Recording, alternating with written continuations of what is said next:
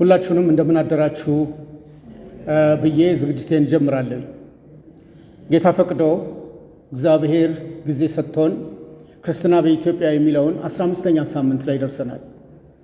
የዛሬ ዝግጅቴ የ14 ሳምንቶችን የትምህርት መሰናዶ አጠሪራ ወይም ሰመሪ ተብሎ የሚጠራውን ማቅረብ ነው።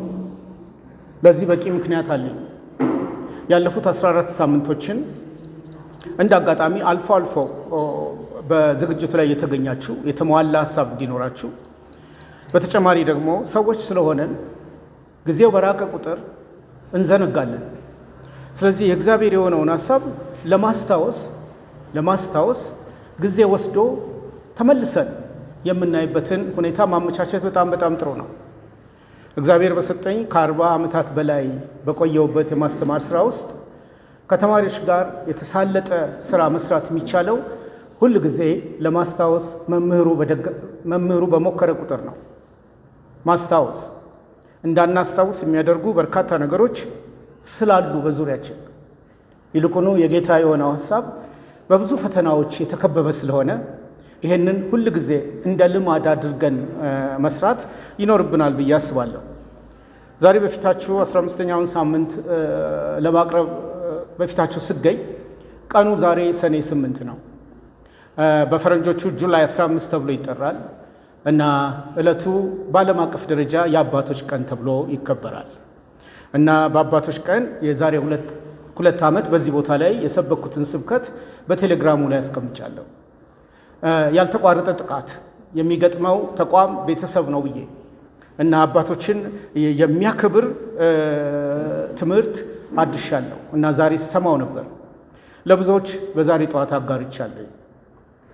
በዚህ የአባትነት ጸጋ ውስጥ እኔና ባለቤቴ 4 ልጆችን ያገኘ ነው እግዚአብሔር የሰጠን እና አሜንን፣ ዳግምን፣ ፍቅርና ጽናትን እግዚአብሔር ሰጥቶናል።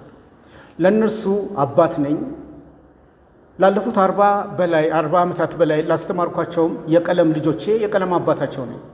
ከዛ ባሻገር በህብረተሰብ ውስጥም ላሉት የአባትነት ጸጋዬን እያካፈልኩ ያለው ይመስለኛል። አባትነት ትልቅ ዕድል ነው። አባትነትን ስንጠራ ግን የግድ ከአብራካችን ልጅ መወለድ አለበት የሚል እምነት የለኝም።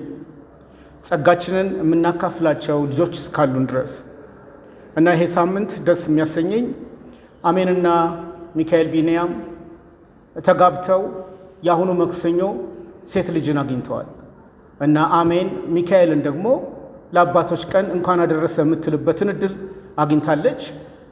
ሚኪም ደግሞ የአባቶች ቀን የእንኳን አደረሰ መልእክት ተደራሽ ሆኗል እና እግዚአብሔርን በዚህ አመሰግናለሁ። ስለ አባቶች ማሰብ የሁላችንም ኃላፊነት ሆኖ መመሰጋገን ጥሩ ነው ብዬ አስባለሁ። አባቴ ተልእኮውን ጨርሶ በ103 ዓመቱ ነው በቅርብ የሄደው። 10 ልጆችን ሲያሳድግ ያየሁትን ደግሞ እኔ ፈለግ ለመከተል ጥረት አደርጋለሁ። በዚህ ትምህርት እንግዲህ ዛሬ አብረን በምንከልሰው ትምህርት ውስጥ ልናስብ የሚገቡ 2 መሰረታዊ ነገሮችን አንስቼ 10 ያህል ገጽ የሚሸፍን ስራ ወደ እናንተ አደርሳለሁ። የ14 ሳምንት ዝግጅቴን በ10 ገጽ አጠሪራ ሰርቼለታለሁ፣ አሳጥሬዋለሁ። ምንም ያጎደልኩት ነገር ግን በውስጡ የለም። ያንን ዝግጅት እግዚአብሔር እንዲባርክ አብረን አጭር ጸሎት እንድንጸልይ ጋብዛቸዋለሁ። እናመሰግናለን ጌታ ሆይ፣ ቸርነትህ ለእኔም ለወገኖቼም ስለሆነ የምንማረውን እንድናስተውል የምንመካከረውን ነገር ልብ እንድንለው እያንዳንዳችንን እርዳን። ሁሉ ለአንተ ክብር ይሆን በኢየሱስ ክርስቶስ ያው ስም። እንደ መግቢያ አድርጌ የምጠቀመው ሁሌም ልንረሳው የማይገባው ቤዛ ባፕቲስት ከመመስረቷ በፊት ለውይይታችን ትልቅ መልሕቅ ሆኖ ያገለግል የነበረ ክፍል ዘዳግም 32:7 ነው። ዘዳግም 32:7 የድሮውን ዘመን አስብ፣ የብዙ ትውልድንም ዓመታት አስተውል፣ አባትህን ጠይቅ ያስታውቅህማል፣ ሽማግሌዎችንም ጠይቅ ይነግሩህማል ነው የሚለው። እግዚአብሔር ሙሴን ተጠቅሞ ለሕዝበ እስራኤል ያስተላልፈው ትልቅ መልእክት ታሪክን ማወቅ፣ ታሪክን ማጥናት ለሰው ልጆች ሁሉ እንደሚበጅ በተለይም የእግዚአብሔር ወገኖች ለሆኑት እነሱ እንደሚበጅ አረጋጋጭ ቃል ነው ይሄ በዘዳግም 32:7። ይሄን ነገር አለመታዘዝ፣ ለዚህ ነገር ትኩረት አለመስጠት ራስን ያቀነጭራል፣ ራስን ድሃ ያደርጋል። ታሪክ እንደሌለው ሰው ሆኖ እንደመኖር ደግሞ ምስኪንነት የለም። ከዚህ ዕዳ እግዚአብሔር ሊታደገን ይሄን ቃሉን የድሮን ዘመን እንድናስብ ይህንን ክፍለ ምንባብ ሰጥቶናል። ስለዚህ ትምህርቴን በማስተምርበት ጊዜ የአሁኖቹን የቀደሙትን 14 ሳምንታት እግዚአብሔር ፈቅዶ ደግሞ የሚቀጥሉትን 14 ሳምንታት አብረን በምናጠናው ጥናት ሁሉ ውስጥ ይህንን ጭብጥ ልብ እንድንለው እመክራለሁ። የእግዚአብሔር መንፈስ ቅዱስ ለእያንዳንዳችን ይህን ሀሳብ በውስጡ ይዘን እንድንሸጋገር ጠይቃለሁ። ከብሉይ ኪዳን የወሰድኩት ክፍል ነው ይሄ። ወደ አዲስ ኪዳን በምመጣበት ጊዜ ግን ዕብራውያንን ነው ዋቢ አድርጌ የምጠራው። ዕብራውያን በተለይ ምዕራፍ 11 እና ምዕራፍ 11 ጀምሮ የብዙ የበርካታ ሰዎችን ሰማዕታዊ ምስክርነትን ሐዋርያው ጳውሎስ ጽፏል። የዕብራውያን ጸሐፊ ጳውሎስ ነው ብዬ ነው የማምነው። ከዚህም የተነሳ ሐዋርያው ጳውሎስ በርካቶች በተለይም በብሉይ ኪዳን ወደ አዲስ ኪዳን የመሸጋገሪያ ሂደቶች ሁሉ ላይ እንዴት ሆነው መሰረት እንደጣሉ ስም እየጠራ ነው የሚናገረው። ስም እየጠሩ መናገር፣ የስሙ ባለቤት ከሆነው ሰው ስራ ጋር ማገናኘት፣ ወንዶችንም ሴቶችንም። ይሄ ዝግጅቴ በጣም ይፈልገዋል። ይሄ ዝግጅቴ ሕያው ምስክር የሆኑ ኢትዮጵያውያንን ብቻ አይደለም፣ ለወንጌል የተሰጡ ሚስዮናውያን ብቻም አይደለም፣ በዚህ ጉዳይ ላይ የጻፉ ጸሐፍትንም ጭምር ምስክር አድርጌ ነው የምጠራው። በምን ቃል? በዕብራውያን ምዕራፍ 12 ከቁጥር 1 እስከ 2 እንደዚህ የሚል ቃል ነው ያለው። እንግዲህ እነዚህን የሚያህሉ ምስክሮች እንደ ደመና በዙሪያችን ካሉልን እኛ ደግሞ ሸክምን ሁሉ ቶሎም የሚከበንን ኃጢአት አስወግደን የእምነታችንንም ራስና ፈጻሚውን ኢየሱስን ተመልክተን በፊታችን ያለውን ሩጫ በትዕግስት እንሩጥ። እርሱ ነውርን ንቆ በፊቱም ስላለው ደስታ በመስቀል ታግሶ በእግዚአብሔር ዙፋን ቀኝ ተቀምጠዋል። ይህን ምስክርነት ነው እኔ በዝግጅቴ እያቀረብኩላችሁ ያለሁት። ተከበናል። በዙሪያችን ታላላቅ የእግዚአብሔር ሰዎች ቀድመው ከበውናል። ግራ ቀኙን ሊያሳዩን በፊታችን መስዋዕታዊ በሆነ መንገድ ሄደዋል። እነሱን እየነቀስን በ20ኛው ክፍለ ዘመን እነማን ነበሩ በኢትዮጵያ ምድር ላይ የሚለውን ነው በ14 ሳምንት ትምህርት እያቀረብኩላችሁ ያለሁት። እግዚአብሔር ፈቅዶ በቀጣዮቹ ደግሞ ሌሎቹን እናያለን። በዛሬ ዝግጅት ውድ ባለቤቴን ላመሰግናት እፈልጋለሁ። ለ14ቱ ሳምንታት ያዘጋጀሁትን የ10 ገጽ ጽሑፍ ስፖንሰር ሆናኛለች። ስለዚህ የተዘጋጁትን ከ30 ኮፒ በላይ የሆኑ ጽሑፎችን ልክ ፕሮግራሙ እንዳለቀ ናትናኤል አድማሱ ለእያንዳንዳቸው ያደርስላቸዋል። ስፖንሰር ስለሆንሽኝ ውድ ባለቤቴ አመሰግንሻለሁ። ስፖንሰር እንድትሆኑ ሌሎቻችሁንም ጠይቃለሁ። በሌላ ጊዜዎች በወረቀት ያለ ነገር፣ በጽሑፍ ያለ ነገር ቀጣይነት ይኖረዋል። ወረቀት ከሰጠዋችሁ፣ በእጃችሁ ላይ ጽሑፍ ከደረሳችሁ አስተማሪ ስለሆንኩ ፈተና ደግሞ አዘጋጅላችኋል እና ፈተናውን የመስራት ኃላፊነት የኔም የእናንተም ይሆናል። አርሜ መመለስ ስራዬንም በዛው እወጣለሁ። የንባብ ባህላችን እንዲዳብር መምህራን የተለያዩ ዘዴዎችን መጠቀም ስላለብን ነው። ስለዚህ ይሄ የተዘጋጁት ጽሑፎች በኋላ ከደረሳችሁ በኋላ ጥያቄ ወደ እናንተ እንደሚደርስ ልብ እንድትሉልኝ ይፈልጋለሁ። ወደ 14 ሳምንቶቹ ሲሄድ እንግዲህ የ14 ሳምንት አጠሪራን ለመናገር ርዕሱን እንደገና ማስተዋወቅ እፈልጋለሁ። ክርስትና በኢትዮጵያ የ20ኛው ክፍለ ዘመን ድርሳናት በቅንፍ የሥነ ጽሑፍ ሥራዎች ብያለሁ። የ20ኛው ክፍለ ዘመን ድርሳናት ክርስትናን አስመልክቶ በኢትዮጵያ ያሳደሩት በጎ ተጽዕኖ ምንድን ነው?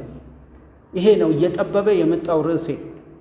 ክርስትና በ20ኛው ክፍለ ዘመን ያሳደረው በጎ ተጽዕኖ። አሉታዊ ተጽዕኖ የገጠሙትን ተግዳሮቶች አልናገርም ማለት አይደለም።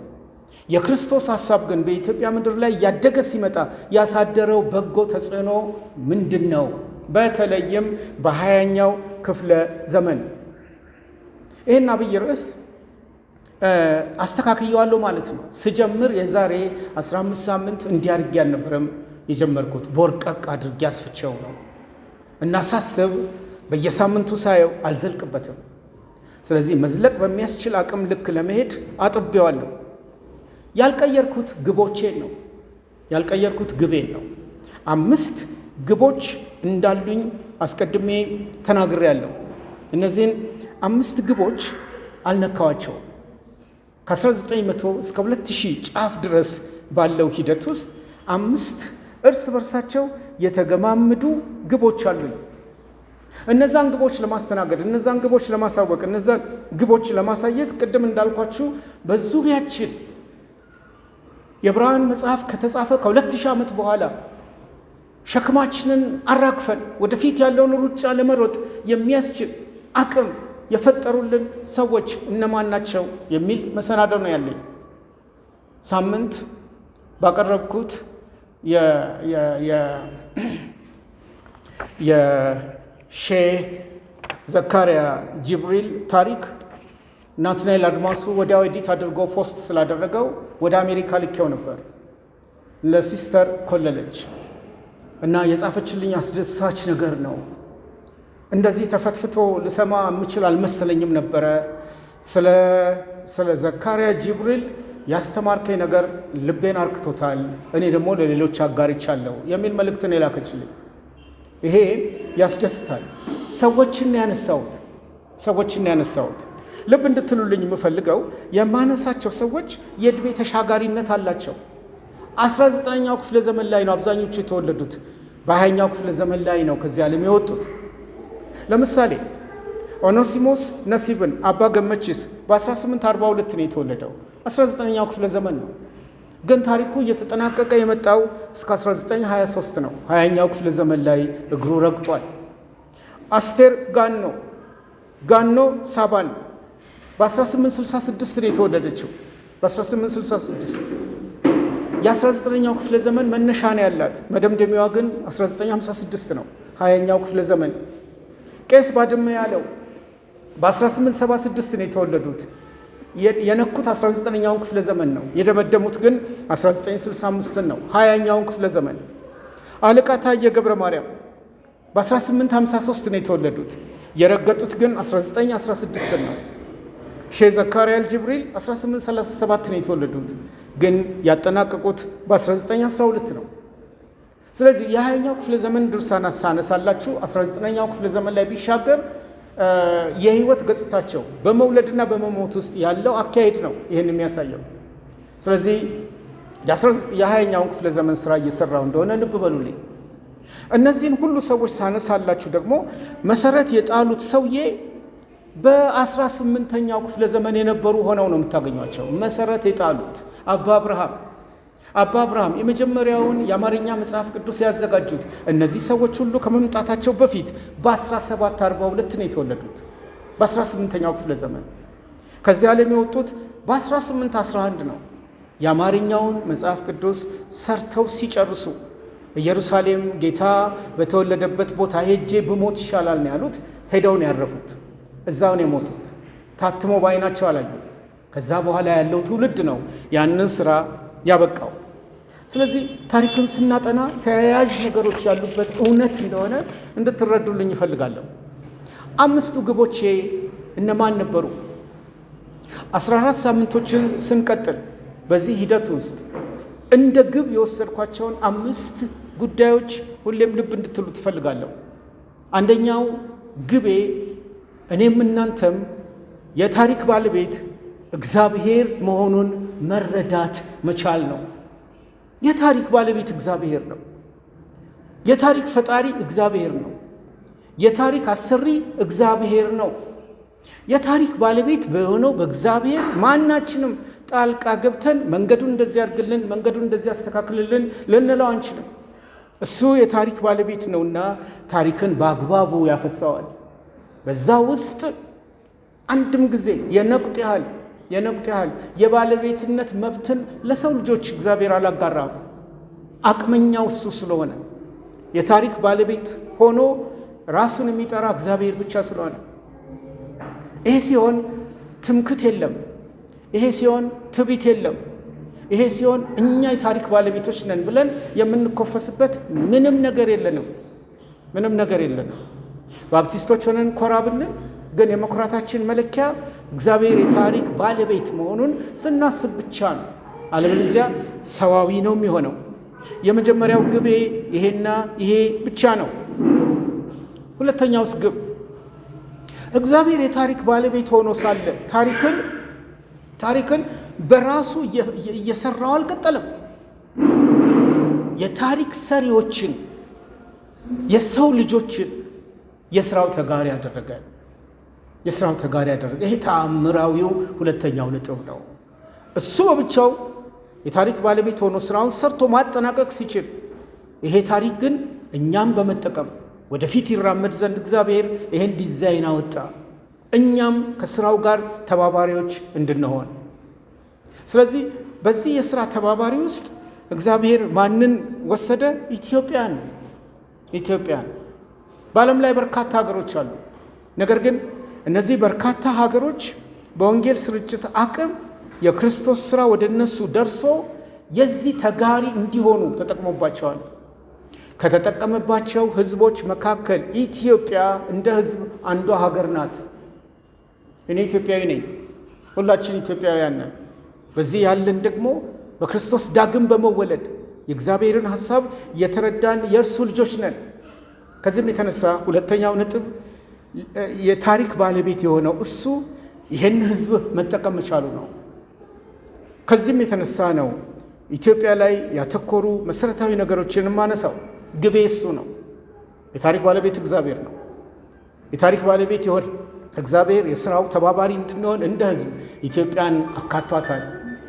ሶስተኛው ግቤ ከ2000 ዓመታት በላይ በዘለቀው የክርስትና ጉዞ ውስጥ ክርስትና ከ2000 ዓመታት በላይ የዘለቀ ነው።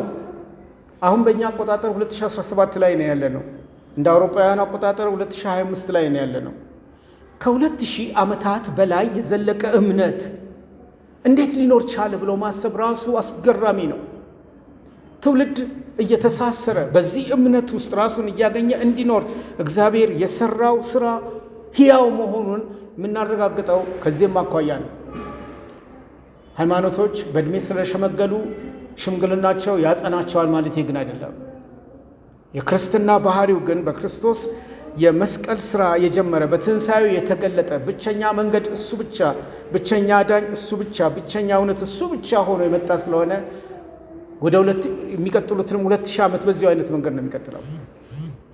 በዚህ የ2000 ዓመት የክርስትና ጉዞ ውስጥ በኢትዮጵያ በርካታ ቤተ እምነቶች አሉ። በርካታ ቤተ እምነቶች ከኛ ውጭ ወደ ውጭ እንል ነበር ከ30 ዓመት በፊት። የተሳሳተ ግንዛቤያችን ነው። ከኛ ውጭ ወደ ውጭ እኛ ብቻ ክርስቲያኖች ገና ከመነሻ ሀ ብለን የምንጀምር ኃይሎች አድርገን እናስብ ነበር። ነገር ግን ክርስትና 2000 ዓመት ተጉዞ በደረሰበት ጉዞ ነው የትውልድ ቅብብል ላይ እኛም ልጋ የደረሰው። በዚህ የ2000 የክርስትና ጉዞ በርካታ ቤተ እምነቶች ባሉባት በዚች ሀገር ውስጥ የክርስትና ጉዞ ላይ በጎ አሻራ እንደተቀመጠ ሁሉ አጓጉል እይታዎችም አሉ። እነዛ አጓጉል እይታዎች እና ጠንካራ ጎኖች ምንድን ናቸው? ይህ እንድናስተውል እፈልጋለሁ። በዝግጅቴ ውስጥ የቀደሙ በጎ እሴቶችን ይዘን መቀጠል አለብን። አባቶቻችን ለእኛ ያስረከቡትን እኛም አባቶች ሆነን ለልጆች የምናስረክበውን በጎ እሴቶች ቀጣይነት እንዲኖራቸው እንድንሰራ እሱን ማወቅ ይኖርብናል። ስህተቶች የትናንቶቹ ሰርተዋል ሰዎች ስለሆኑ በየትኛውም ቤተ እምነት በየትኛውም አጥቢያ ቤተ ክርስቲያን የተሰበሰቡት ሰዎች ፍጹማን ያልሆኑ ቅዱሳን ናቸው።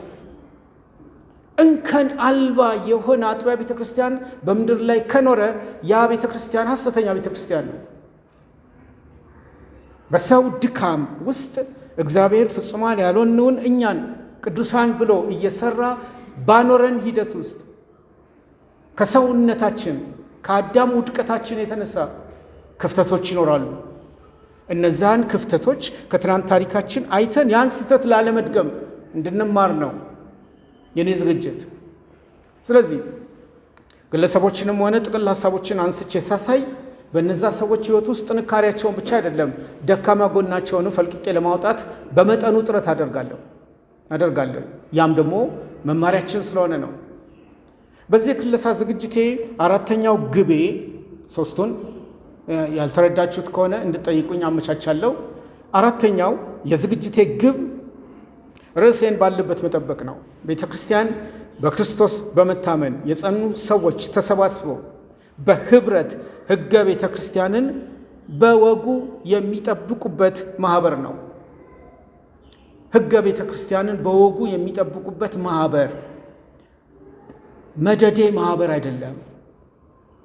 ዋልጌዎች እንደ ልባቸው የሚፈለፈሉበት ማህበር አይደለም። በህብረት ህገ ቤተ ክርስቲያንን በወጉ በመጠበቅ የምንዘልቅ ወይም የምትዘልቅ እንጂ። ለዚህ ህብረት የመሰረቱ ድንጋይ ኢየሱስ ክርስቶስ ነው። የመሰረቱ ድንጋይ ኢየሱስ ክርስቶስ ነው። የመሰረት ድንጋይነት ብቻ አይደለም፣ የዚች ቤተ ክርስቲያን ራስም ኢየሱስ ክርስቶስ ነው። መሰረቱንና መደምደሚያውን ካየን ኢየሱስ ክርስቶስ ብቻ ነው። ይሄ የላቀው ኢየሱስ ክርስቶስ በታሪኮች መካከል ስራውን ሲያዘልቅ በህንፃው ላይ ያሉ ሕያዋን ድንጋዮች እየተገጣጠሙ ነው ተልእኳቸው ሙሉ የሚያደርጉት። ሙት ድንጋይ ሊኖር አይገባም፣ ሕያዋን ድንጋዮች እንጂ። ሙት ድንጋዮች ያለ ክርስቶስ ሲሆኑ ሊገቡ የመቻል ዕድላቸው በጣም ሰፊ ነው። በተለይ አሁን በ21ኛው ክፍለ ዘመን እልፍ ነገሮች አሉ። የእግዚአብሔር ፍቃድ ግን እንደ አራተኛ ግቤ ቆጥሬ የማንሳው በዚህ ህንፃ ላይ ሕያዋን የሆኑ ድንጋዮች እየተገጣጠሙ ተልእኳቸውን በሙላት ይፈጽማሉ። ይህ ማህበር በክርስቶስ የውጀት ሥራ ትድግናን በጣም የምመርጠው ቃል ነው። አባ ሮሜ አባ አብርሃም በጻፈው ውስጥ በ17ኛው ክፍለ ዘመን በተጻፈው አማርኛ ላይ ነው ያገኘሁት። የአሁኖቹ እየተሻሻሉ የመጡት የአማርኛ መጽሐፍ ቅዱስ ትድግናን አላነሱትም። ድነታችን በቀጥታ ከትድግና ጋር ነው የሚገናኘው። እግዚአብሔር እሱ ነው የታደገን፣ እሱ ነው የጠራን፣ እሱ ነው ልንወጣበት ከማንችለው አዘቅት ውስጥ በራሱ ፍቃድና ስልጣን ያወጣን። ይሄ ለባፕቲስቶች አዲስ ነገር አይደለም። አዲስ ነገር የሚሆነው ድነቴን ልጠብቅ እችላለሁ፣ እኔ ራሴ ድርሻ አለኝ፣ ድነቴን ባልጠብቅ ላጣው እችላለሁ የሚል መናፍቅነት ከመጣ ነው። የዛን ጊዜ ለአደጋ የተጋለጥን እንደሆነ ማረጋገጥ ይቻላል። የታደገን እኛ የትድግናው ባለቤት የሆነው ስብስብ በኖረበት ዘመን ሁሉ በኃጢአት የወደቁበት የውድቀት ታሪካቸው አብሯቸው ቢኖርም ወደ ፍጹምነት እንዲዘልቁ የመስራት ጥበብን እንደ አራተኛው ግብ አብረን እናያለን። ይህን ዝግጅት የሚከታተሉ የትኞቹም አጥቢያ ቤተ ክርስቲያናት ይህንን ግብ የራሳቸው ግብ አድርገው ቢያስቡት የተሻለ ነው። የመጨረሻው አምስተኛ ግቤ ከእግዚአብሔር ጎን ለጎን ሊዘከር የተገባው የታሪክ ተርጓሚው ማን ነው ለሚለው መሰረታዊ ጥያቄ መመለስ ነው። የታሪክ ተርጓሚው ማን ነው? የእግዚአብሔር ሕያው አጀንዳ ለነማን ተላልፎ ተሰጠ? ለስመጥር ጀግኖች፣ ለስመጥር ነገስታት፣ ለስመጥር ሀብታሞች አለን ብለው በምድር ላይ ስማቸውን ለተከሉ ግለሰቦች አይደለም። ክርስትናን በኢትዮጵያ በምናጠናበት ጊዜ የዚህ ስራ ተካፋይ የሆኑትን በተለይም ሐዋርያው ጳውሎስ በአንደኛ ቆሮንቶስ ምዕራፍ 1 ላይ እንዲህ ብሎ ነው የገለጸው። ነገር ግን ወንድሞች ሆይ በሚለው ውስጥ እህቶችም አሉበት። ወንድሞች ሆይ መጠራታችሁን ተመልከቱ። እንደ ሰው ጥበበኞች የሆኑ ብዙዎች፣ ኃያላን የሆኑ ብዙዎች፣ ባላባቶች የሆኑ ብዙዎች አልተጠሩም። ነገር ግን እግዚአብሔር ጥበበኞችን እንዲያሳፍር የዓለምን ሞኝ ነገር መረጠ፣ ብርቱንም ነገር እንዲያሳፍር እግዚአብሔር የዓለምን ደካማ ነገር መረጠ። ይህን ነፍሳችንን ሊያረካ የሚችል አገላለጽ ነው። ልካችን እንድናይ የሚያግዝ ትልቅ ገለጻ ነው። እግዚአብሔርም የሆነውን ነገር እንዲያጠፋ የዓለምን ምናምንቴ ነገር፣ የተናቀውን ነገር፣ ያልሆነውን ነገር መረጠ። ሥጋን የለበሰ ሁሉ በእግዚአብሔር ፊት እንዳይመካ፣ ነገር ግን የሚመካ በእግዚአብሔር ይመካ ተብሎ እንደተጻፈ ይሆን ዘንድ ከእግዚአብሔር ዘንድ ጥበብና ጽድቅ ቅድስናም ቤዛነትን በተደረገልን በክርስቶስ ኢየሱስ የሆናችሁ ከእርሱ ነው። ይሄ ነው አምስተኛው ግቤ። ማናችንም ብንጠየቅ ለዚህ ወግ ለመብቃት የምንሰጠው አንዲት ቅንጣት ምክንያት የለንም። በእኛ ዘንድ ስማችንን የሚያስጠራ ምንም ነገር የለም። እንዲህ የሆኑትን እኛን ነው የመረጠው። ክርስትናን በኢትዮጵያ ስናይ ክርስትና ቀጣይነት እንዲኖረው በዚች ምድር ላይ ያደረገው እነዚህን የመሰሉ ሰዎች ተጠቅሞ ነው። በትምህርቴ ውስጥ ማነሳላችሁ ወንዶችና ሴቶችን አይታችኋቸው ከሆነ ታሪካቸው እዚህ ግባ የሚባል አይደለም፣ በሰው መለኪያ። እግዚአብሔር ግን ለክብሩ ተጠቅሞባቸው በኢትዮጵያ ክርስትና እንዲጸና አድርገዋል። የ14 ሳምንት ስራዎቼ ከነዚህ ጋር ነው ሲጋመዱ ይኖሩት። እግዚአብሔር ፈቅዶ ብኖር የሚቀጥሉት የ14 ሳምንት ስራዎችም ይህንኑ ገመድ እያጋመዱ ነው የሚቀጥሉት። የምንናገረው ስለ ኢትዮጵያ ስለሆነ ኢትዮጵያ የምትገኘው በአፍሪካ አህጉር ውስጥ ነው። ከአፍሪካ አህጉር ውስጥ ደግሞ የኢትዮጵያ መገኛ በአፍሪካ ምስራቅ ሰሜን መገኘት ነው። ይህን ግምት ውስጥ መክተት ያስፈልጋል። ተማሪዎቼ በሳንፎርድ ያሉት አንዳንዶቹ ምስራቅ ከምዕራብ ይጠፋቸዋል። ኢትዮጵያን ለአራት ከፋፍዬ ይሄ የት ቦታ አለ ብዬ ስጠይቅ ለአንዳንዶቹ በጣም በጣም ግር ይላቸዋል። ምናልባት ለአብዛኞቹ ግርታ ውስጥ ይወድቃሉ። እኛም ራሳችን ግርታ ውስጥ ልንወድቅ እንችላለን ብዬ ማምናለሁ። ክርስትናን አንስተን ኢትዮጵያ የምትገኝበትን በአፍሪካ ምስራቅ ሰሜን ትገኛለች የሚለው ቀለል ያለ ጥያቄ ቢሆንም በአፍሪካ ምስራቅ ሰሜን የሚለውን ግን በትክክል ማወቅና ያን ዙሪያ ገብ ለተወሰነች ደቂቃ እነማን በኢትዮጵያ ዙሪያ አሉ የሚለውን ማሰብ ግን በጣም በጣም ወሳኝ ነው ወገኖቼ። መልክዓ ምድራዊ አቀማመጥ እግዚአብሔር ኢትዮጵያን ሲጠቀም መልክዓ ምድራዊ አቀማመጥ እንዴት እንደተሳሰረ ሁሉ ጊዜ ልብ እንድንል ያስፈልጋል። እግዚአብሔር የታሪክ ባለቤት ስለሆነ ግብፅን የጎረቤት ጎረቤት አድርጎልናል። የጎረቤት ጎረቤት ያደረገው ለምን ይሆን? ሱዳንን ጎረቤት ያደረገው ለምን ይሆን? በዙሪያችን ያሉ ሀገራት ከክርስትና ጋር በተገናኘ ምን ግብአት እንዲፈጥሩ ነው እግዚአብሔር ዙሪያችንን በእነዚህ አይነት ህዝቦች የከበበን? ያንን ማሰብ በጣም አስፈላጊ ነው። መልክዓ ምድራዊውን አቀማመጥ ስታዩ ሱዳን፣ ግብፅ፣ በዙሪያ ኬንያ፣ ሶማሊያ፣ ጅቡቲ፣ በቅርብ ርቀት ኤርትራ፣ በቅርብ ርቀት እስራኤል ትገኛለች። ስዊዝ ካናል በቅርብ ነው የተሰራው። በቅርብ ነው ስል ከ50 ዓመታት በፊት ባሉት ጊዜዎች አፍሪካና ኤሽያ ተገናኝተው ነበር። በምድር ተቆፍሮ ባህር ተከፍሎ ነው ሁለቱ አህጉሮች በመሃላቸው ባህር እንዲገኝ የተደረገው። ከዛ በፊት ኤሽያና አፍሪካ በምድር ይገናኙ እንደነበር ማወቅ ይኖርብናል። ኢትዮጵያ ከክርስትና ጋር አያይዘን ስናጠናት ክርስትና እንደ መነሻ የተጠቀመበትን ቋንቋ ማወቅ አስፈላጊ ነው። በኢትዮጵያ ኒሎቲክ የሆኑ ቋንቋዎች አሉ፣ ኦሞቲክ ቋንቋዎች አሉ፣ ሴሜቲክ ቋንቋዎች አሉ። ወደ ዓለም ደግሞ ስንገባ በርከት ያሉ ስረ ግንድ ያላቸው ቋንቋዎች አሉ። ክርስትናን ግን ስንመለከት ሴማዊ ባህሪ ነው ያለው። የሴሜቲክ የዘር ግንድ ነው ያለው። ሴማዊ ቋንቋ ለማጥናት ቅድሚያ ለመስጠት ማሰብ የምንችለው ክርስትና በኢትዮጵያ ያለውን ታሪክ ስናጠና ነው። ጠባብነት ኖሮ አይደለም። አማርኛን እያጠናን የክርስትናን የታሪክ አካሄድ ቅድሚያ ሰጥተን የምናየው። አማርኛ ሴማዊ ቋንቋ ነው።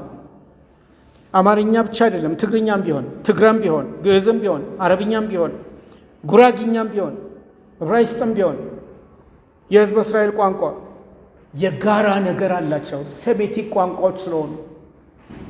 ክርስትናን በኢትዮጵያ በምናጠናበት ጊዜ በዚህ ቋንቋ አማካኝነት ወደኛ የደረሰ ስለሆነ ለዚህም ልብ መስጠት አስፈላጊ ነው።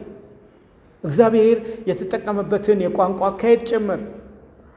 ጉርብትናንና ቋንቋን ብቻ ማወቅ አይደለም ክርስትና በኢትዮጵያ ያለውን ነገር መስመር የሚያስይዝልን። ከዛ ባሻገር ክርስትና በኢትዮጵያ ሲተዋወቅ ቅድም ግብፅን አንስቼላቸዋለሁ። የክብረ ነገሥት ደራሲ ክብረ ነገሥትን ለኢትዮጵያ የለገሰች የሚለውን በትምህርት ጥቅስ ውስጥ ነው ማደርገው። ለፍርጃ የሰጠችን ማለት ይቀላል። ከብዙ ሺህ ዓመታት በፊት ክብረ ነገሥትን ወደ ግዕዝም ወደ አረብኛም ተተርጉሞ ለእኛ ደግሞ እንደ ሀብት ሲሰጠን በውስጡ የነበሩት ክፍተቶች ምንድን ናቸው? ክርስትናን በኢትዮጵያ በምናጠናበት ጊዜ ይሄንን ማሰብ ያስፈልጋል። አፄ ቴዎድሮስ ተገጥሞላቸዋል። ምን የሚል ግጥም ነበር የተገጠመላቸው? እስራኤል ብዙ ጊዜ በእስልምና እምነት ተከታዮች ተጠቅታለች። ኢየሱስ ክርስቶስ የተወለደበት ያደገበት ቦታ በእስልምና እምነት ተከታዮች በተደጋጋሚ ተይዟል። በታሪክ አጋጣሚ እነዚህ ነገሮች መካሄዳቸውን ማወቅና የመስቀል ጦርነትን ለማወቅ ጥረት ማድረግ የግላችን ኃላፊነት ቢሆን ጥሩ ነው። በቴዎድሮስ ዘመን ግን ጥቃት በእስራኤል እንደደረሰ ሲሰሙ ንጉሥ ቴዎድሮስ ማቄን ጨርቄን አላሉም፣ እዘምታለሁ ብለው ነበረ። ንጉሥ ብሎ ካሳ ብሎ ስም 40 ይሸበራል። ኢየሩሳሌም የተባለው ያለ በቂ ምክንያት አይደለም። ክርስትናን ለመከላከል ኢየሩሳሌም ድረስ ዘምታለሁ ብለው የተነሱበት ሂደት እንዳለ ነው የሚያሳየን። ክርስትናን በኢትዮጵያ ስናጠና የዛጉዌ ዳይነስቲ ለምን በኢትዮጵያ የተወሰኑ 200-300 ዓመታትን አሳለፈ ብሎ ማወቅ የግድ ያስፈልጋል። የዛጉዌ ዳይነስቲ ለክርስትና ትልቅ ውለታ ውሎ ያለፈ የመንግስት አካሄድ ነው። የሰለሞን ስርወ መንግስት ለተወሰነ ጊዜ ተቋርጧል። የሰለሞን ስርወ መንግስት በእኔ አካሄድ ትርክት ነው ብዬ ነው ማስበው። ሊታረም የሚገባው ትርክት፣ ኢትዮጵያን ሊወክል የማይችል ትርክት ነው ብዬ ነው ማስበው። ክብረ ነገሥት አያይዞ የሰጠን ምናልባት አሉታዊ ተጽዕኖ የበረከተለት ሰነድ ነው ብዬ ነው ማስበው። ግን በመሃል ላይ የዛጉዌ ዳይነስቲ እንዲፈጠር ምክንያት ሆኗል በታሪካችን። ከዛጉዌ ዳይነስቲ ውስጥ ስመጥር ሰው ላሊበላ ነው። ላሊበላ የሰራቸው የተዋቸው አሻራ ከድንጋይ ተፈልፍለው የተሰሩ ቤተ ክርስቲያናትን ነው። እነዛ ቤተ ክርስቲያናት ስም ተሰጥቷቸዋል። ሁሉም ስሞች ክርስቶስ ተኮር ናቸው። ለምንድን ነው ከአንድ ድንጋይ ተፈልፍሎ እነዛን የመሰሉ እጹብ ድንቅ ስራዎች የተሰሩት? እስልምና እየተስፋፋ ወደ ኢየሩሳሌም መሄድና ጌታ የተወለደበትን አካባቢዎች ለመርገጥ የማይቻልበት ታሪክ ስለተፈጠረ ነው። ንጉሡ ኢትዮጵያውያንን ለመታደግ ኢየሩሳሌምን ኢትዮጵያን ያመጣው በሰሜን ኢትዮጵያ ነው ያስቀመጠው እና ጎልጎታም ቢሆን ቀራንዮን የምናገኘው እዛ ሰሜን ኢትዮጵያ ነው። ክርስትና በኢትዮጵያ የ20ኛውን ክፍለ ዘመን አንስተን ንጥል ያለ ታሪክ ብናጠናም መሰረት በጣለ ሁኔታ ውስጥ እንዳለ መገመት ያስፈልገናል ወገኖቼ። እኛ የታሪኩ ተካፋዮች እኛ በኢትዮጵያ ያለን ክርስቲያኖች ኢትዮጵያውያን ስለሆነ መግቢያ ላይ እንዳነሳሁት እንደ ዘዳግም 32:7 እንደ ዕብራውያን 12 ከ1 እስከ 2 እኛም በቀጥታ ስለሚመለከተን ነው ወገኖቼ። በዛው ኢትዮጵያ የምትነሳው ከታቦተ ጽዮን ጋር ነው። ታቦተ ጽዮን በኢትዮጵያ እንዳለች ነው የሚታመነው። እኔም አክሱም ለ2 ዓመት ተኩል በማስተምርበት ጊዜ ያን ለማጥናት ጥረት አድርጌያለሁ። በእውኑ ይሄ ነገር ወደ ኢትዮጵያ እንዴት ሊመጣ ቻለ? የትርክቱ አካሄድ ምን ይመስላል?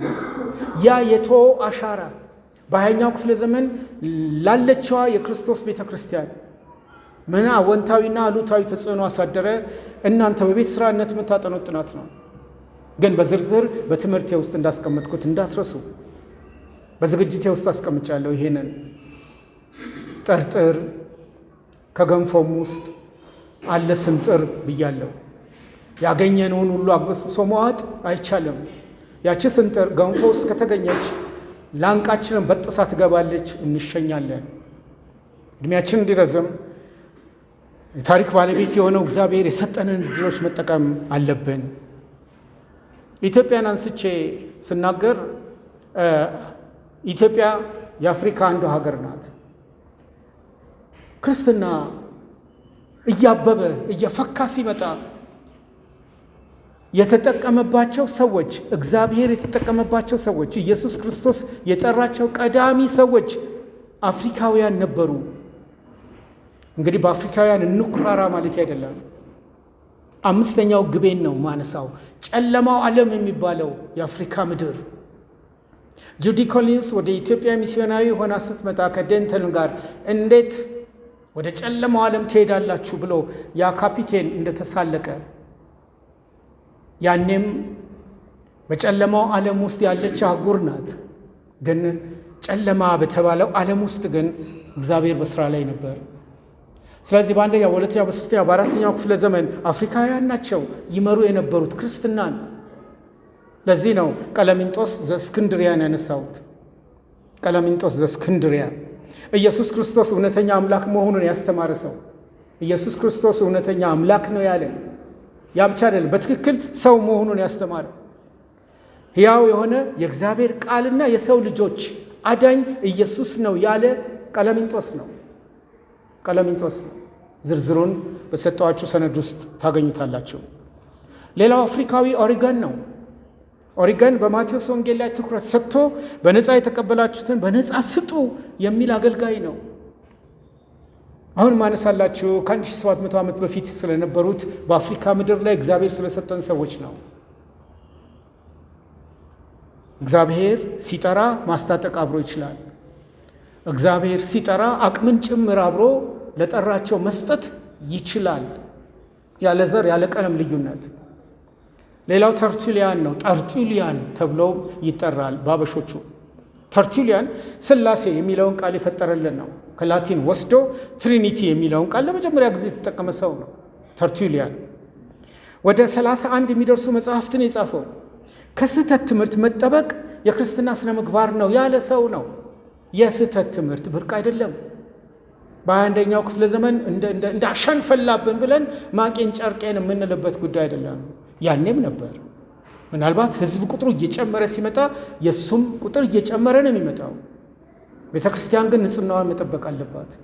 ቤተ ክርስቲያን ግን የራሷ የሆነውን አቅም እንደ ቃሉ ማበጀት አለባት። ቅድም ለዚህ ነው ባፕቲስቶች በዘላለም ዋስትና እናምናለን፣ በእግዚአብሔር መለኮታዊ ጥሪ እናምናለን፣ የእኛ ድርሻ ምንም እንደሌለ እናውቃለን ያልኩት። እዚች ውስጥ ግን እያሾለኩ የሚገቡ ሕጸጾች ቢኖሩ ራሴን አድናለሁ የሚል ድኜም እጠፋለሁ የሚል ሕጸጽ ቢኖር ያ ሕጸጽ ኑፋቂነት ነው። ይህን የመሰሉ ትምህርቶች ግን ዘንድሮ አይደለም የበቀሉት፣ ያኔም ነበሩ። ግን ተከላካዮችን እግዚአብሔር በዙሪያችን አስቀምጦ ነበር። በዛን ጊዜ በዙሪያቸው አስቀምጦ ነበር። አንዱ ተርቱሊያን ነው፣ አፍሪካ ምድር ያበቀለችው።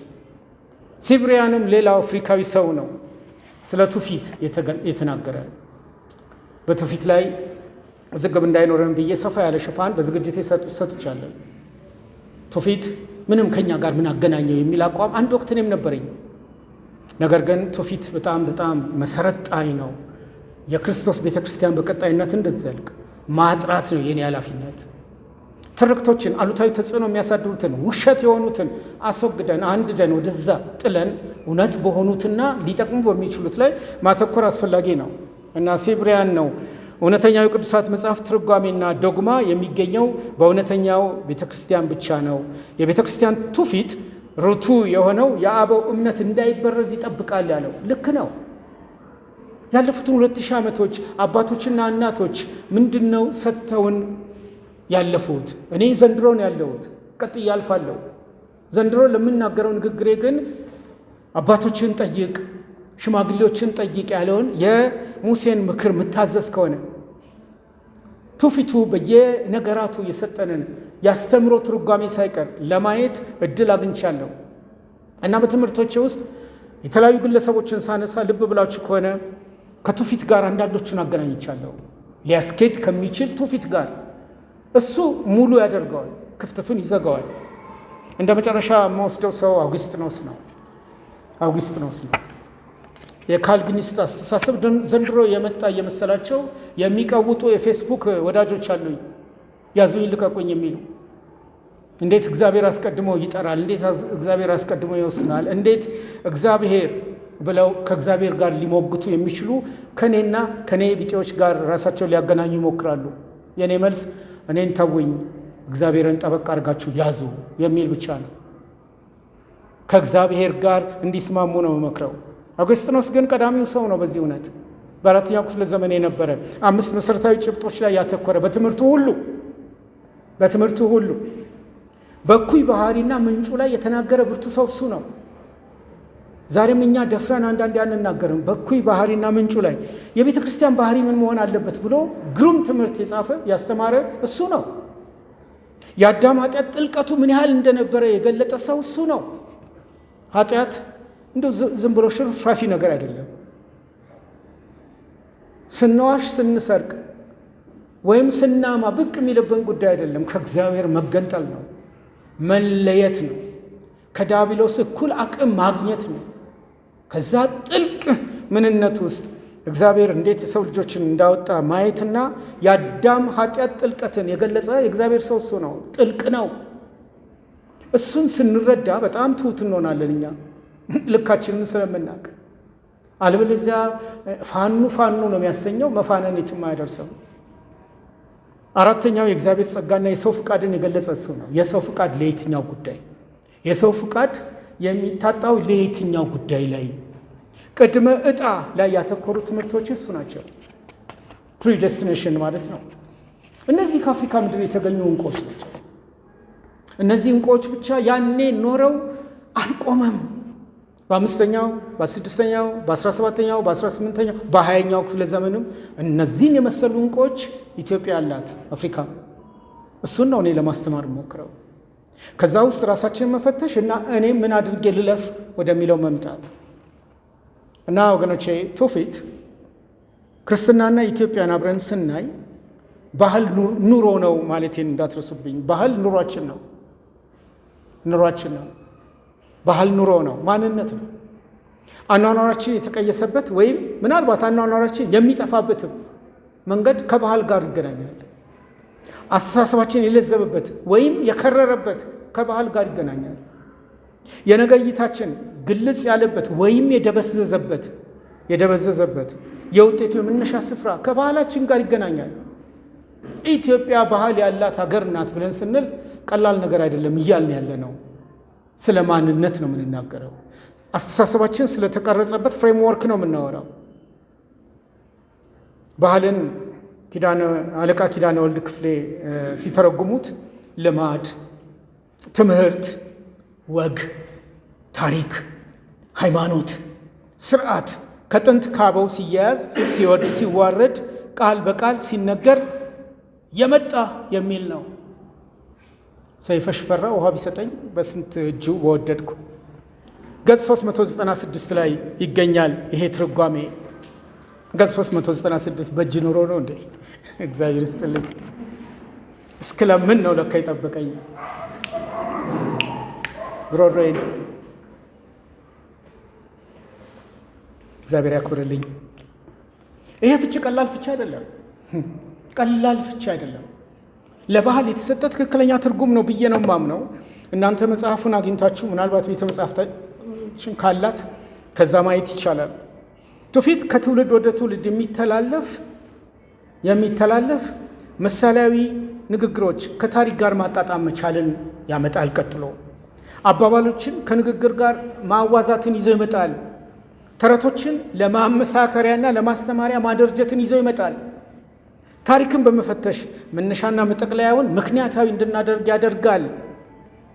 የማይጠገበውን የሰውን የመጠየቅ የመመርመር ፍላጎት በራሱ መንገድ ለመፍታት የሚያግዝ የህብረተሰብ ሀብት ነው። ሰው ከጠያቂነት ሳያርፍ ነው የሚሞተው። እንደ ጠየቀ ነው የሚኖረው። ለብዙዎቹ ጥያቄዎች መልስ ላያገኝ ይችላል፣ እኛም በክርስቶስ የሆንን። ነገር ግን ክፍተቱን ባህል ይተረጉመዋል። ይህን ባህል ጥንካሬውን ለመግለጽ ስነሳ ያነሳውላችሁን ምሳሌ ደግሜ ላንሳ። ስያሜዎቻችን ለልጆቻችን ልንሰጥ የፈለግነው ስም፣ ወላጆቻችን ለእኛ ሊሰጡ የወሰኑት ስም። ክርስትና በዕብራውያን ለም አፈር ላይ የበቀለ እምነት ነው ብዬ በዚህ መጽሐፍ ላይ ስናገር ለመሰረት ነው ያመጣሁት። ስናገር የመናገሬ ምክንያት በቂ ነው። ክርስትና ከዕብራውያን ለም አፈር ላይ በቅሏል። የዕብራውያንን ሕዝብ ባህላዊ እሴቶች ኢትዮጵያውያን ተሻግረውት ተቀብለውት እናገኛለን። ይሄ እንዴት ሊሆን ቻለ? ከታቦተ ጽዮን መምጣት ታሪክ በፊት በኢትዮጵያ ታሪክ ውስጥ ፈላሻዎች ስለነበሩ ነው፣ ዕብራውያን ስለነበሩ ነው። ከዛ በፊት ገና ድሮ እና ያንን በጥናቴ ውስጥ አካትቼ ዕብራውያኑ የእግዚአብሔር ሕዝበ እስራኤል ያወጣቸው ስሞች እና ትርጓሜያቸው ምን እንደነበረ ለአፍታ እስቲ ያስቡ። ቴዎፍሎስ ስንል የእግዚአብሔር ወዳጅ ማለታችን ነው። ናትናኤል ስንል የእግዚአብሔር ስጦታ ማለታችን ነው። ኢዮስያስ ስንል እግዚአብሔር እኮ ይደግፋል ማለታችን ነው። ኢዩኤል ብለን ስንናገር እግዚአብሔር አምላክ ነው ማለታችን ነው። ሶፎንያስ ብለን ስንጣራ እግዚአብሔር ሰውሯል ማለት ነው። ሕዝቅኤል ብለን ስንጣራ እግዚአብሔር ብርታትን ይሰጣል ሲሉ ነው። ሕዝበ እስራኤል በስሞች ውስጥ ዶክትሪን ሲያሸጋግር፣ ሕዝበ እስራኤል እግዚአብሔርን በስሞች ውስጥ ሲገልጣቸው እንዲህ ነው ያየነው።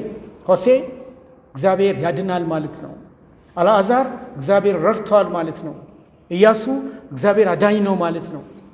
ኢዮራም እግዚአብሔር ከፍ ከፍ አለ ማለት ነው። ዘካርያስ እግዚአብሔር ያስታውሳል ማለት ነው። እነዚህ ስሞች ወደ ኢትዮጵያ እንዴት ተሻገሩ? የማቃቸውን ስሞች እኔ በጽሁፌ ውስጥ አድርጌያለሁ። በእውቀቱ ይልቃል የሚባል ልጅ አውቃለሁ። አባትና ልጅ ሊመሰካከሩበት ሊመሰጋገኑበት ብለው አይደለም፣ በእውቀቱ የላቀውን እግዚአብሔርን ሲያሳዩ እንጂ። ወዳጄነህ አማኑኤልን አውቃለሁ። ስጦታው በላይን አውቃለሁ። መንበረ ፀሐይን አውቃለሁ። ድጋፌ ጌታነህን አውቃለሁ። አዳኜ ቸሩን አውቃለሁ። ኃይሌ በላይነህን አውቃለሁ። እነዚህ ስሞች ቤተሰብን ለመዘከር የተፈጠሩ አይደሉም፣ ልዑሉን እግዚአብሔርን ለመግለጥ እንጂ። ሰማኸኝ አንተነህ፣ ብርሃነ ትንሣኤ፣ ኃይሌ መከተ፣ ረድኤት ታደሰ፣ ተላአለ ፍቅሩ፣ ኤልሻዳይ በእውነቱ፣ አሰፋ ግዛቱን፣ አባቴን አንተነህ፣ ፍጹም አማኑኤል፣ ዘላለም ኃይሉ፣ አትርሳው ጌታዬ፣ ጸጋዬ ለማ፣ ማን ያዘዋል ኃይሉ በእኛ መካከል ያሉ ናቸው። አንዳንድ ምስኪኖች ይሄ የአማራ ስም ነው ይላሉ። በጭራሽ ምን አገናኘው? ልዑል የሆነውን እግዚአብሔርን ሊገልጥ የተገባ የክርስትና አሻራ በኢትዮጵያ ምድር ላይ ሲቀመጥ የተገኘ ድል እንጂ። ይሄን ነው የምናጠናው።